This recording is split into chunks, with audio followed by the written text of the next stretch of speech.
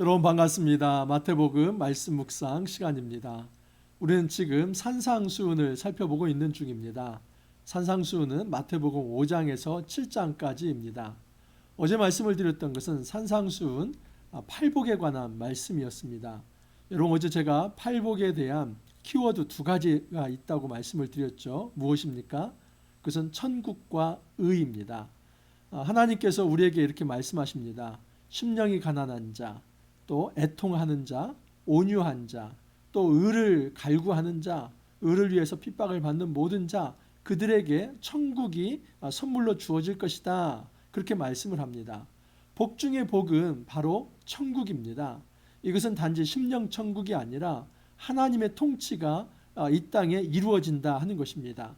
더 이상 우리가 사단의 백성, 죄와 사망에 매여 사는 존재가 아니라 이제는 해방이 되어서 자유인이 되어서 하나님의 자녀가 되어서 이제는 하나님의 말씀의 통치를 받는 하늘 백성이 되는 것, 이것보다 더 큰 복은 없다 하는 것을 말씀을 드렸습니다. 의라고 하는 것은 하나님의 뜻이지요. 이것은 하나님 나라 윤리입니다. 하나님의 백성이 되었다면 어떻게 하나님 나라 백성다운 거룩한 삶을 추구할 수 있을까? 그 하나님의 의를 추구하는 데 있어서 어렵고 힘든 일이 있다 할지라도 잘 극복한다면 그것 자체가 하나님께 영광 돌리는 것이며 기쁨이 되는 것이다. 왜냐하면 하나님께서 동행하시기 때문이다 하는 것을 말씀을 드렸습니다. 여러분 이것이 바로 산상수훈의 어떻게 보면 총론과 같습니다. 그리고 나머지 말씀은 이 팔복을 푸는 말씀이다 라고 볼 수 있습니다. 특별히 오늘 말씀은 이제 마태복음 5장 13절에서 48절까지 3일치 본문, 금요일과 토요일 주일 본문을 좀 간략하게 한번 살펴보겠습니다. 여기서 말하는 것은 무엇이냐면 착한 행실, 그리고 빛된 삶, 바리새인보다 더 나은 의를 추구하는 삶, 그것이 무엇인가 하는 것입니다. 결론적으로 말하면 빛과 소금의 삶을 살아가라 하는 것입니다. 자, 그렇다면 우리가 어떻게 빛과 소금의 삶을 살아갈 수 있을지 본문을 통해서 한번 살펴보도록 하겠습니다. 5장 13절에서 16절까지 제가 한번 읽어드립니다. 너희는 세상의 소금이니 소금이 만일 그 맛을 잃으면 무엇으로 짜게 하리요? 후에는 아무 쓸데없어 다만 밖에 버려져 사람에게 밟힐 뿐이니라. 너희는 세상의 빛이라. 산 위에 있는 동네가 숨겨지지 못할 것이요. 사람이 등불을 켜서 말 아래 두지 아니하고 등경 위에 두나니 이러므로 집안 모든 사람에게 비치느니라. 이같이 너희 빛이 사람 앞에 비치게 하여 그들로 너희 착한 행실을 보고 하늘에 계신 너희 아버지께 영광을 돌리게 하라. 여러분 지금 예수님께서 이제 산 위에서 무리들에게 가르치시는데 너희가 소금이 되어라, 너희가 세상의 빛이 되어라 그렇게 말씀하십니까? 아닙니다. 그것이 아니라 너희는 이미 세상의 소금이다. 너희는 이미 세상의 빛이다. 그래서 세상의 소금은 이러이러하고 세상의 빛은 이러이러하다라고 이야기를 합니다. 여기 세상의 소금이다 할 때 이 세상과 14절에 세상의 빛이라고 할 때 이 세상은 원어에 있어서는 차이가 있습니다. 13절에 나와 있는 너희는 세상의 소금이다 할 때는 이 세상은 이제 헬라어로는 이제 남성형은 그러고 여성형은 게스 그럽니다. 이 개는 여러분 땅을 의미합니다. 그렇기 때문에 너희는 땅의 소금이다 라고 얘기를 합니다. 14절에서는 너희는 세상의 소금이다 할 때 이 세상은 코스모스입니다. 이건 온 우주 만물이죠. 이 땅의 모든 만물, 이 세상, 그 세상에 너희는 빛이다 라고 얘기를 합니다. 자, 그러면 땅의 소금이라고 했을 때 왜 땅의 소금이라고 얘기하는가? 여러분 그 지정학적 배경을 좀 알면 그렇습니다. 여러분 소금은 대개 어디에서 납니까? 바다 해변가에서 나죠. 우리 이제 한반도에서는 그렇습니다. 그래서 남해나 이런 데 가면 이 소금이 많이 있죠. 여러분 그렇지만 이 팔레스타인에서 소금은 육지입니다. 육지 소금입니다. 그래서 이 소금을 석염이라고 하고 돌소금이라고도 합니다. 이 사해바다 남쪽 지역입니다. 근데 말이 사해바다이지 여러분 이 사해바다는 하나의 육지에 둘러싸이는 호수입니다.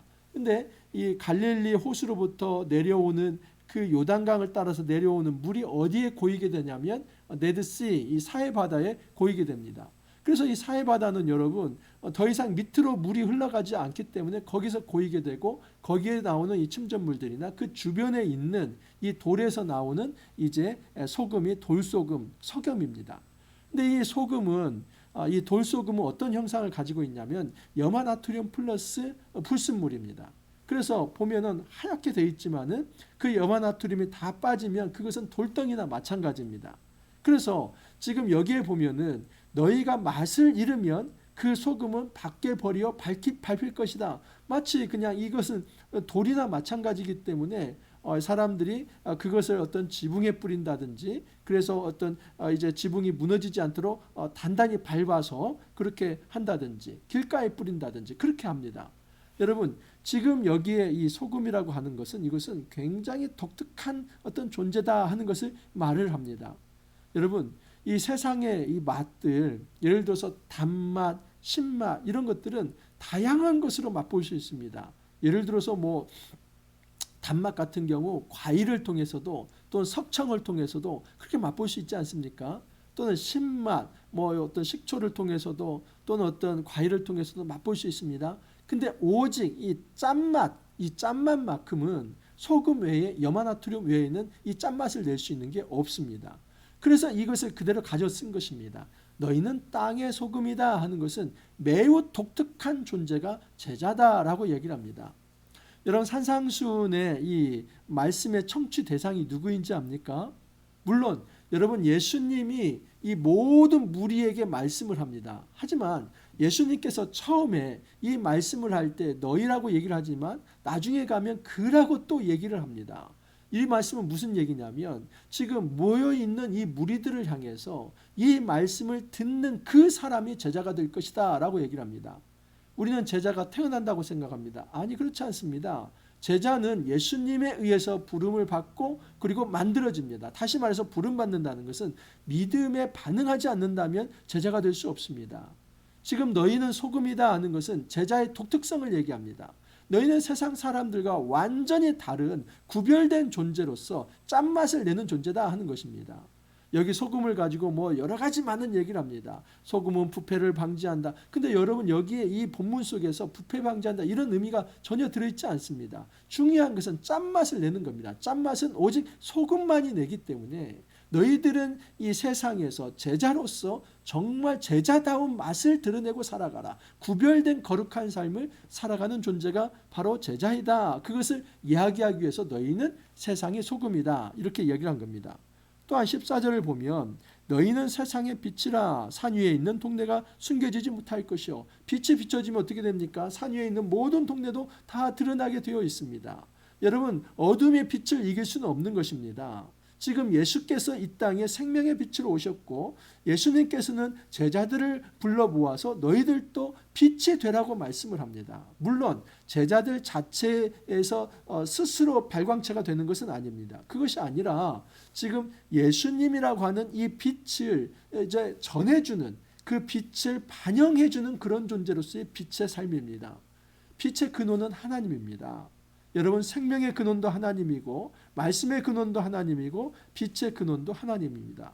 너희가 세상의 빛이라고 할 때는 너희가 태생적부터 처음부터 존재하는 원래의 빛이다 이 말이 아니라 이 빛이신 하나님 빛이신 예수님 이 땅에 오셔서 빛으로 오신 그 예수님을 마음에 모시고 그분과 동행하며 살아가면서 빛된 삶을 살아가라는 것입니다. 이런 차원에서 여러분 제자는 두 가지가 있습니다. 하나는 독특한 맛을 내야 하고 또 하나는 영향력을 끼쳐야만 합니다.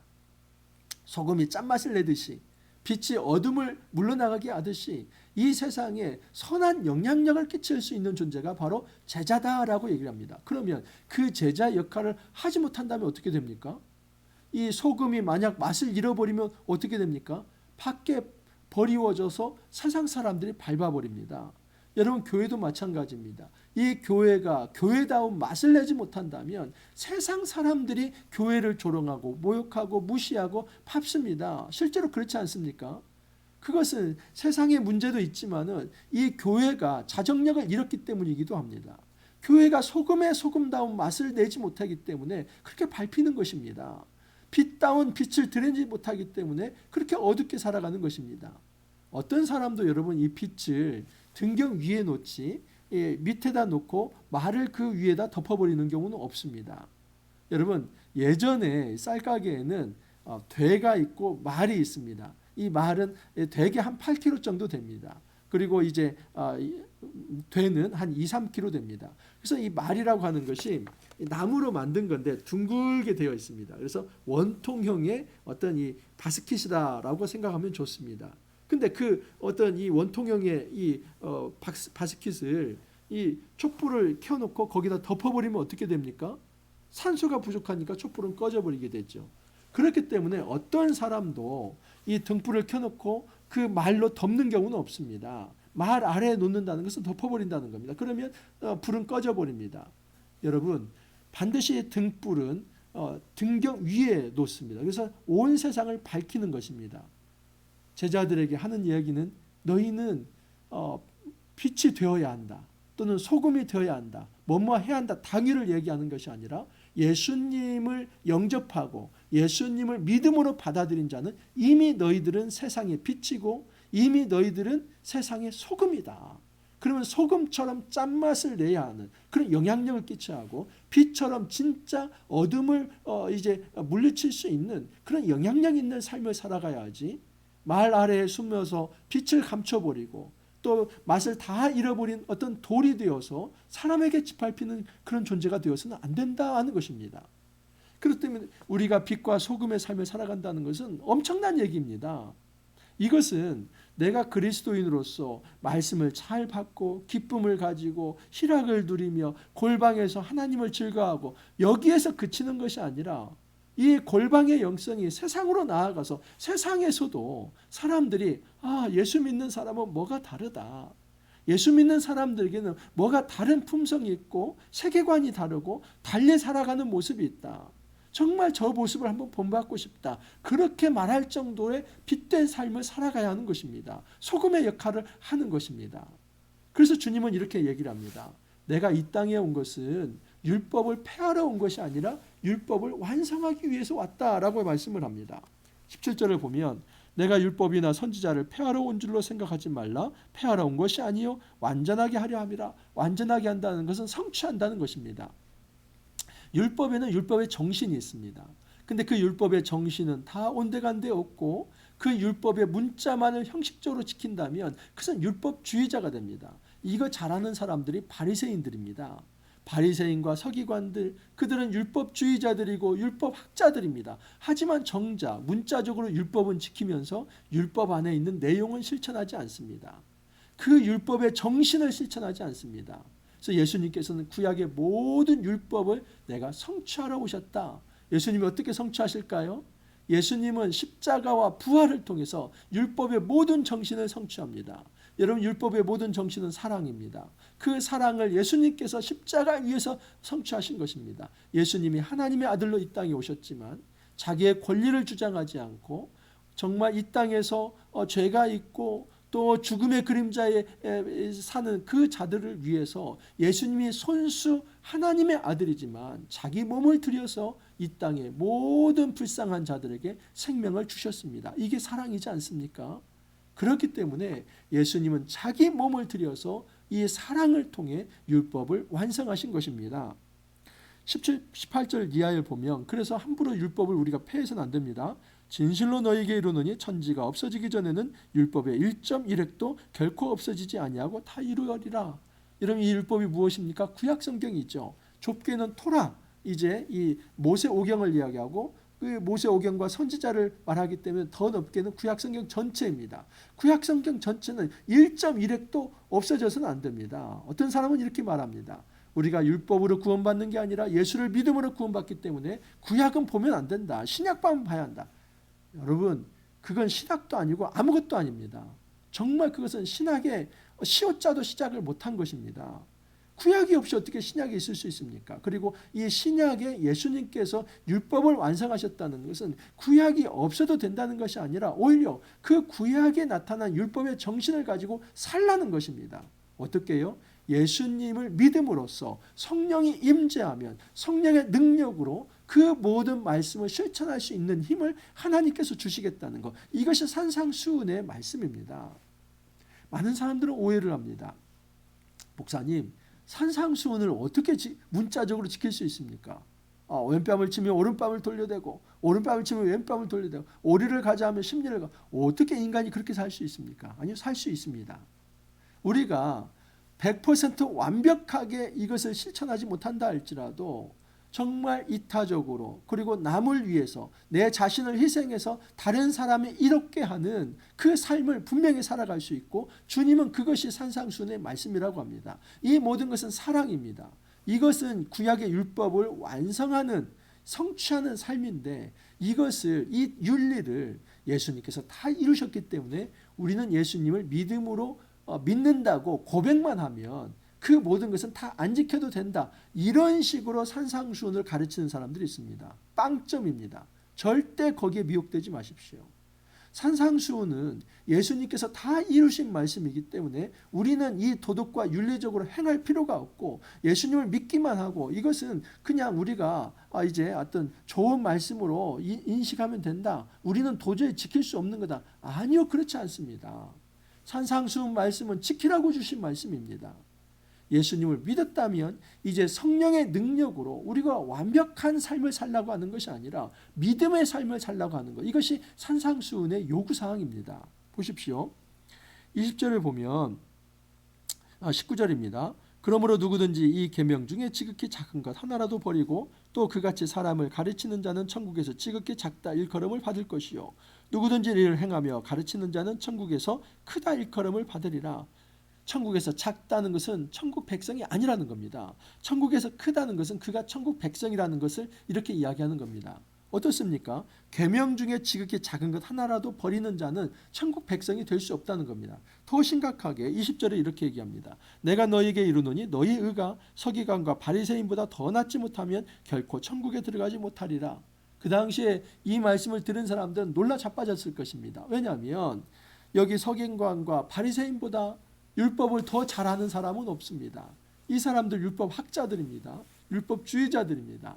예를 들어서 콩나물을 사면은 그 10가닥 중에 한 가닥을 바칠 수 있는 사람, 이 근처에 11조를 할 수 있는 사람들, 이처럼 엄격하게 율법을 따지고 살았던 사람들이 바로 이 바리새인들입니다. 그 바리새인들보다 너희 의가 더 낫지 않다면 너희들은 결단코 천국에 들어가지 못한다. 그러면 누가 천국에 들어갈 수 있는가? 이 고민이 생기죠. 우리는 바리새인들만큼 그렇게 철저하게 살지 못하는데 어떻게 그렇게 할 수 있습니까? 할 수 있습니다. 여러분, 더 나으느라고 하는 것은 두 가지입니다. 하나님의 통치가 있고 또 하나는 하나님의 백성으로서 살아가는 삶이 있습니다. 하나님의 통치라고 하는 것은 무엇이냐면 이미 예수 그리스도를 믿는 자들에게 하나님 백성이라고 하는 어떤 자격을 준다는 것입니다. 그것은 철저히 하나님의 은혜로 주어지는 의입니다. 자, 그러면 그 의를 소유한 자는 하나님의 백성이 되어서 성령의 충만함으로 그 의로운 삶을 살아가도록 하나님께서 힘을 주시는 것입니다. 그래서 하나님이 주시는 힘으로 살아가는 것, 이것이 서기관과 바리새인보다 더 나은 의입니다. 이 서기관과 바리새인보다 더 나은 의가 단지 내가 예수 믿으면 구원받는다, 그래서 법정적 칭의만 이루어지는 것, 이걸 말하는 것이 아닙니다. 여기서 말하는 더 나은 의는 이제 성령으로 하나님 백성이 되어서 이제 모든 말씀의 원리를 성령으로 이제 인식하고 성령의 능력으로 그것을 실천하며 살아가는 삶, 이것이 바로 이제 바리새인과 서기관보다 더 나은 이 산상수훈을 실천하는 삶이다라고 이야기를 합니다. 5장 21절부터 48절까지는 6가지의 안티테제라고 합니다. 6반제라고 합니다. 왜냐하면 구약에서는 이렇게 말했으나 나는 너희에게 말하노니 해서 이 한번 앞에서 말한 것을 이제 반대로 말한다 해가지고 반제라고 얘기를 합니다. 안티테제. 그것이 6가지가 나오는데 21절에서 26절은 살인에 관한 것입니다. 27절에서 30절은 간음, 31절에서 32절은 이혼에 관한 내용이고 33절에서 37절은 맹세에 관한 것이고 38절에서 42절은 보복에 관한 것이며 또 43절에서 48절은 원수사랑에 관한 것입니다. 자, 좀 살펴보면 옛사람에게 말한 바 살인하지 말라, 누구든지 살인하면 심판을 받게 되리라 하였다는 것을 너희가 들었으나 나는 너희에게 이르노니 형제에게 노라는 자마다 이제 심판을 받게 되고 형제를 대하여 라가라 하는 자는 공회에 잡혀가게 되고 미련한 놈이라 하는 자는 지옥불에 들어가게 되리라. 여러분 살인하지 말라 몇 계명이죠? 바로 이제 6계명이죠. 5계명이 내 부모를 공경하라 이고 6계명이 살인하지 말라 그거이지 않습니까? 근데 이 10계명에 나와 있는 살인하지 말라 이렇게 구약에서 얘기를 했는데 나는 너희에게 말하노니 만일 형제에게 분노하는 자 또 형제에게 라가 이건 바보 멍청이 이런 말입니다. 그렇게 욕하는 자 그리고 미련한 놈이라고 이렇게 말하는 자 그 사람은 심판을 받아서 지옥불에 떨어질 것이다 라고 얘기를 합니다. 그러니까 예수님의 의가 어떻습니까? 바리새인과 서기관의 의보다 훨씬 더 나은 의죠. 이게 6반제에서 드러나는 것입니다. 구약에서는 이 물리적 살인만 하지 않으면 그 사람은 살인하지 않은 것입니다. 하지만 신약에서는 마음으로 누군가를 증오하고 미워한다면 그 사람은 이미 살인한 것이다. 그러므로 이런 살인을 하지 말라. 그러므로 여러분 이런 이 말씀의 정신에 입각해서 다른 사람을 사랑하는 삶 이것이 바로 산상수훈의 삶입니다. 산상수훈은 단지 구약의 문자적 삶이 아니라 그 문자가 의미하는 정신을 가지고 성령에 충만해서 그 정신에 입각한 사랑을 실천하는 삶이다라고 말할 수 있습니다. 그래서 예물을 드리다가 누군가 싸운 것이 생각났다면 반드시 화해하고 예배에 참여하라 라고 얘기를 합니다. 또 이렇습니다. 27절이라 보면 또 간음하지 말라 하였다는 것을 너희가 들었으나 나는 너희에게 이르노니 음욕을 품고 여자를 보는 자마다 마음에 이미 간음하였느니라. 더 나은 의가 그렇습니다. 이제 이 간음이라고 하는 것이 육체적 간음만이 아니라 예수님은 마음의 간음도 이미 간음한 것이다 라고 얘기합니다. 육체적으로 누군가를 범한 것만이 아니라 마음으로 이미 저 여인을 또는 저 남성을 내가 좀 범했으면 좋겠다 이 마음을 갖는 순간 그 사람은 이미 간음을 저질렀다는 것입니다. 그러므로 성경이 말하는 이 정말 예수님께서 선포하시는 이 3계명은 구약의 어떤 율법보다도 더 나은 의이고 정말 더 고결한 의이며 품격한 의입니다. 품격이 있는 의입니다. 어떻게 이걸 실천할 수 있다고요? 하나님의 통치를 받고 하늘 백성이 되면 성령의 충만함으로 이 삶을 살아갈 수 있습니다. 함부로 우리는 정말 자기 합리화하는 자기 정당화하는 패배주의에 빠져서는 안 됩니다. 어차피 인간은 이렇게 못 살아. 아니요, 살아갑니다. 그리고 주님께서 그렇게 살아가기를 원하십니다. 우리가 마음으로라도 살인하지 말고 마음으로라도 간음하지 않기를 주님은 원하십니다. 그 삶을 우리가 추구해야만 합니다. 이것은 우리가 완벽해야 한다는 것이 아닙니다. 완벽하지 못하면 하나님 나라에 들어가지 못한다 그걸 말하는 게 아닙니다. 여러분 사과가 풋사과도 있고 이제 빨갛게 익은 사과도 있죠. 근데 풋사과도 사과인 것입니다. 하나님이 원하시는 것은 빨갛게 익은 사과인 그런 신앙인만을 말하는 게 아니라 부족하다 할지라도 이 말씀의 정신에 따라서 성령 충만함으로 믿음으로 살아가려고 한다면 하나님께서 그 사람을 하나님의 제자 그리스도의 제자로 인정해 주겠다 하는 것입니다. 31절 이하도 이혼도 마찬가지입니다. 구약에는 이혼 증서를 줄 것이라 하였는데 나는 너에게 말하노니 음행한 이유 없이 아내를 버리면 그로 간음하게 한 것이다. 그리고 누구든지 버림받은 여자에게 장가가는 자도 간음한 것이다 라고 얘기를 합니다. 구약에서는 이혼 증서가 중요했습니다. 근데 이 이혼 증서를 신약시대에 남용을 합니다. 그래서 물 한 잔 떠오라고 했는데 실제로 그것을 늦게 떠오면 여러분 미시나에 나와 있습니다. 그것이 이혼 사유가 됩니다. 그래서 이혼 증서 하나 써주고 그냥 내쫓는 것입니다. 여러분 이혼 증서를 원래 써줬을 때 그것은 이혼을 정당화하고 그것을 쉽게 하기 위해서 남성 편의주의적으로 가부장적으로 주신 말씀으로 생각하십니까? 전혀 그렇지 않습니다. 이혼 증서는 한번 사법적 과정을 거쳐야 하기 때문에 이혼을 함부로 하지 못하도록 그렇게 견제장치를 준 것이지 이혼을 쉽게 하라는 것은 아닙니다. 그러므로 이혼 증서를 써준다고 하는 것은 구약적 말씀의 원리는 함부로 이혼하지 말라는 겁니다. 함부로 네 마음에 따라서 이 남자의 그런 어떤 가부장적인 어떤 힘을 가지고 여성을 함부로 버려서는 안 된다. 그것을 얘기한 것입니다. 지금 예수님은 그런 의미에서 내가 너희에게 말하노니 함부로 너희들은 음행한 연고 없이 아내를 버려서는 안 된다. 그렇게 말을 합니다. 맹세도 마찬가지입니다. 옛사람에게 말한 바 헛맹세를 하지 말고 내게 맹세한 것을 주께 지키라 하였다는 것을 너희가 들었으나 나는 너희에게 이르노니 도무지 맹세하지 말라. 구약의 주로 맹세는 왜 나오는 거냐면 여러분 예를 들어서 뭔가 돈을 빌려주고 뭐 할 때 내가 하나님께 맹세하는데 반드시 돌려주겠다. 또는 뭐 재판정에 증언을 섰는데 내가 하나님께 맹세하는데 이런 일은 하지 않았고 간음도 안 했고 살인도 안 했다. 이럴 때 맹세를 합니다.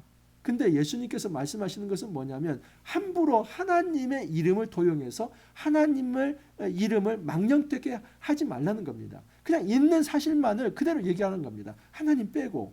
다시 말해서 지금 그 일이 예스면 예스, 노면 노, 그 정확한 팩트만을 말할 것이지 자기의 노를 예스로 포장하기 위해서 하나님의 이름을 망령되이 도용하지 말라. 그거 헛맹세하지 말라는 것입니다. 보복도 마찬가지입니다. 또 눈은 눈으로 이는 이로 갚으라 하였다는 것을 너희가 들었으나 이게 동해 보상법이죠. 이 눈을 이제 해하면 눈을 빼는 것입니다. 근데 여러분 동해 보상법도 복수법이 아닙니다. 이걸 보복법이라고 많이 쓰는데 동해 보상법은 여러분 이런 겁니다. 이것은 지금 어떤 이게 형량 한계의 법이다라고 볼 수 있습니다. 무슨 얘기냐면 어떤 사람이 눈을 상하게 했습니다. 그러면 눈 하나를 상하게 했다면 눈 하나만 상하게 해야지 만약에 2개 이상을 상하게 해서는 안 된다는 겁니다. 그 당시에는 여러분 오늘날 같이 상권 분립이 있어서 이 사법도 뭐 검사가 있고 변호사가 있고 또 재판관이 있고 이런 식으로 해서 어떤 형 집행이 이루어지고 이런 게 아닙니다. 물론 여러분 말씀이 있어서 그 말씀 속에서 이제 재판관들과 장로들이 재판을 했었습니다. 하지만 많은 경우에 여러분 형 집행을 보복자가 합니다. 그 보복자는 가장 가까이 있는 친족이 하는 겁니다. 예를 들어서 누군가가 나의 친족을 죽였다 그러면 가까이 있는 친족이 그 죽인 사람을 이거 처형할 수 있습니다. 사형시킬 수 있습니다. 그것이 고대의 법입니다.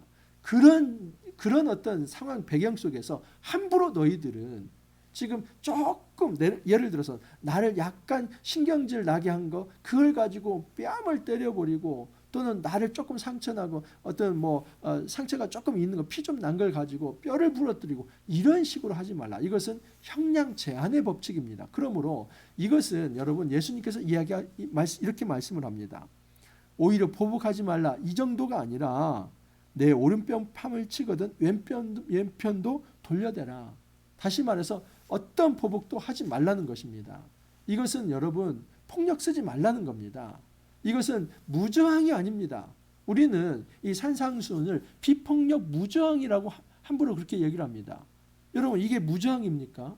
절대 무저항이 아닙니다. 비폭력적 방법으로 저항하라는 것입니다. 어떤 사람이 나를 폭력적으로 대한다면 내가 폭력적 방법으로 그 사람을 억누르고 내가 당한 것이 1이라고 한다면 3, 4, 5로 갚아주는 그런 복수혈전이 아니라 정말 폭력을 당한다 할지라도 비폭력적 방법으로 이것이 잘못되었다는 것을 반드시 이야기하면서 저항하라는 것입니다. 이것이 산상수훈의 말씀입니다. 자, 원수 사랑도 마찬가지입니다. 또 내 이웃을 사랑하고 내 원수를 미워하라 하였다는 것을 너희가 들었으나 여러분 유대인들에게 있어서 이제 내 몸을 내 이웃을 내 몸과 같이 사랑하라 할 때 그 내 몸, 내 이웃이 누구인지 압니까? 그들은 유대인만을 말합니다. 그러므로 그 말씀은 곧 어떤 말씀이나 마찬가지냐면 지금 이 이방인들 그리고 어떤 대적들 이 사람들은 미워해도 된다는 겁니다. 그런데 예수님은 뭐라고 말씀하십니까? 나는 너희에게 이르노니 너희 원수를 사랑하며 너희를 박해하는 자를 위하여 기도하라. 여러분 이것은 사랑의 절정이지요. 원수 사랑하면 그 이하의 사람을 사랑하지 못할 경우가 뭐가 있겠습니까? 그러므로 여러분 산상수훈은 바로 이 사랑을 실천하는 것입니다. 다시 한번 5장 13절로 15절로 돌아오면 16절로 돌아오면 이런 말씀이 있습니다. 이같이 너희 빛이 사람 앞에 비치게 하여 그들로 너희 착한 행실을 보고 하늘에 계신 너희 아버지께 영광을 돌리게 하라. 이 착한 행실을 함으로써 하나님께 영광을 돌리는 일이 바로 20절에 나와 있는 너희 의가 서기관과 바리새인보다 더 나은 천국에 이르는 행실이다 라고 얘기를 합니다. 이 착한 행실은 단지 이 도덕과 윤리를 통해서 그것을 지키면 하나님 나라에 들어가는 그런 행위구원론을 말하는 것이 아닙니다. 다시 한번 말씀을 드리지만 여러분, 예수 그리스도를 믿음으로 받아들이는 자에게는 하나님께서 그를 하늘 백성으로 삼아주시고 그의 마음에 성령이 임재하게 하셔서 성령이 착한 행실을 할 수 있도록 힘을 주시는 겁니다. 그러면 이 착한 행실이 뭔가? 한마디로 말하면 사랑입니다. 그래서 5장 마지막 부분에 원수 사랑하라로 맞춰지는 것입니다. 6번째가 나오는데 살인하지 말라, 누구에게도 이제 욕도 하지 말라, 이거 사랑입니다. 간음하지 말라, 어느 누구도 마음으로라도 음욕을 풀지 말라, 이거 사랑입니다. 또 이제 이혼 증서를 써주고 뭐 이혼하라고 했는데 나는 너에게 말하노니 음행한 연고 없이 함부로 버리지 말라, 사랑입니다. 또한 헛맹세하지 말라, 하나님 이름을 도용해 가지고 네 자신의 유익을 취하며 다른 사람을 해롭게 하는 일 하지 말라, 이거 사랑입니다. 보복하지 말라, 이제 어떤 경우에든 오른뺨을 맞으면 왼편을 돌려더라, 그렇지만 이제 정당한 의를 주장하라, 이것은 바로 사랑입니다. 또한 이제 직설적으로 내 원수를 사랑하라고 하지 않습니까? 그러므로 예수님께서 말씀하신 착한 행실의 본질은, 이 구약 율법의 정신의 본질은 사랑이다 하는 것을 알 수 있습니다. 그래서 바울 사도도 이렇게 말을 합니다. 자, 바울 사도가 말한 로마서 13장 8절에서 10절 말씀입니다. 로마서 13장 8절에 10절. 피차 사랑의 빛 외에는 아무에게든지 아무 빚도 짓지 말라. 남을 사랑하는 자는 율법을 다 이루었느니라. 간음하지 말라, 살인하지 말라, 도둑질하지 말라, 탐내지 말라 한 것과 그 외에 다른 계명이 있을지라도 내 이웃을 내 자신과 같이 사랑하라 하신 그 말씀 가운데 다 들었느니라. 사랑은 이웃에게 악을 행하지 아니하나니 그러므로 사랑은 율법의 완성이니라. 바울 사도가 분명히 말씀하지 않았습니까? 사랑은 율법의 완성이다. 예수님께서 율법을 폐하러 온 것이 아니라 율법을 완성하러 왔다, 성취하러 왔다는 것은 그 율법의 정신이 사랑을, 십자가를 통해서 완성하였고, 나를 믿는 자, 예수를 믿는 자들에게는 그 십자가의 정신에 따라서 성령을 보내어서 너희들도 사랑하는 존재가 되게 하겠다. 그것이 산상수훈의 본질이고 정신입니다. 그러므로 산상수훈은 우리가 지킬 수 없는 말씀 이렇게 할 것이 아니라 예수 믿고 성령을 받았으면 사랑의 삶을 살아가라 하는 말씀이기 때문에 우리가 반드시 지켜야 할 말씀이 산상수훈의 말씀입니다. 요한복음 13장 34절 35절에도 이렇습니다. 새 계명을 너희에게 주느니 서로 사랑하라. 내가 너희를 사랑한 것 같이 너희도 서로 사랑하라. 너희가 서로 사랑하면 이로써 모든 사람이 너희가 내 자녀인 줄 알리라. 산상수훈의 말씀은 제자를 부르는 말씀입니다. 그런데 그 제자를 부를 때 어떻게 부릅니까? 나를 입술로만 고백하면 끝난다? 아니요. 그게 아니라 정말 나를 믿는다면 이제 하늘 백성이 되어서 의의 삶, 하나님 나라의 의의 삶, 핍박을 받는다 할지라도 그 의의 삶을 살아가는 자, 그들에게 이제 하나님께서 동행해 주시겠다는 것이 천국의 약속입니다. 이것이 바로 산상수훈입니다. 여러분, 정말 이 5장 너무나 귀한 말씀, 어려운 말씀이기도 한데 제가 최대한 여러분 알아듣기 쉽게 한번 설명해 보려고 했습니다. 지금 이 말씀을 이해해야만 우리 신앙이 바로 잡힐 수 있습니다. 만약에 산상수훈의 말씀을 함부로 내가 예수 믿는 그 어떤 믿음으로 끝내버리고 이런 것은 지키라고 주신 말씀이 아니다, 이런 식으로 이 말씀을 다 지킬 수 없는 말씀으로 치부해버린다면 우리는 너무나 큰 것을 놓쳐버리고 그 믿음도 아닙니다.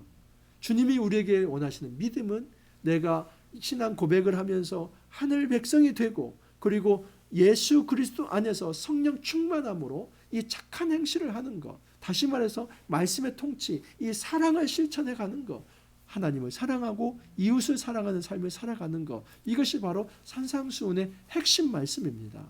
우리가 이 땅에서 빛과 소금의 삶을 살아갈 수 있기를 바랍니다. 이것은 단지 이제 어떤 그냥 구호에 그쳐서는 안 됩니다. 내가 제자가 되었다면 이제 소금처럼 독특하고 빛처럼 독특하고 또한 구별되어서 많은 사람들에게 선한 행실로서 선한 영향력을 끼치는 그런 삶, 사랑을 통해서 이 땅에 생명을 가져다 놓고 사랑을 통해서 이 땅에 평화를 심는 그 거룩한 삶, 우리 모두 함께 살아갈 수 있기를 간절히 소망합니다. 이렇게 기도합니다. 주님 감사합니다. 산상수훈의 말씀을 통해서 우리가 어떻게 이 땅에서 하나님 나라 윤리를 실천하며 살아가야 할지 가르쳐 주시니 감사합니다. 우리가 빛과 소금의 삶을 살아간다고 하는 것은 내가 가지고 있는 의로운 삶이 아니라 이제 하나님의 백성이 되어서 성령 충만함으로 사랑을 실천하는 삶이다 하는 것을 알게 되었습니다. 우리가 함부로 이 산상수훈의 말씀을 어느 누구도 지킬 수 없는 말씀이라 이렇게 치부하거나 또는 패배주의에 빠지지 않게 하여 주시고, 오히려 예수 그리스도를 믿음으로 성령 충만하여서 이 산상수훈의 원리에 따라서 정말 이 말씀을 문자적으로만 지킬 것이 아니라 그 말씀의 이제 원리와 정신에 따라서 사랑을 실천하는 그 거룩한 삶 살아갈 수 있게 은혜를 더하여 주옵소서. 주님 감사하고 예수님 이름으로 기도하옵나이다. 아멘. 여러분, 산상수훈 너무나 심오하고 고귀한 말씀입니다. 오늘 말씀 잘 이해가 안 되면 한 번 더 돌려보십시오. 꼭 이 산상수훈 말씀 잘 정리하시길 바라고, 우리가 하늘의 백성으로 그렇게 주님이 기뻐하시는 삶, 사랑을 실천하는 삶 살아갈 수 있기를 바랍니다. 이제 한 주가 또 훌쩍 지나갔습니다. 이제 주말 또 주일 예배 잘 드리시고 월요일 날 또 찾아뵙도록 하겠습니다. 감사합니다.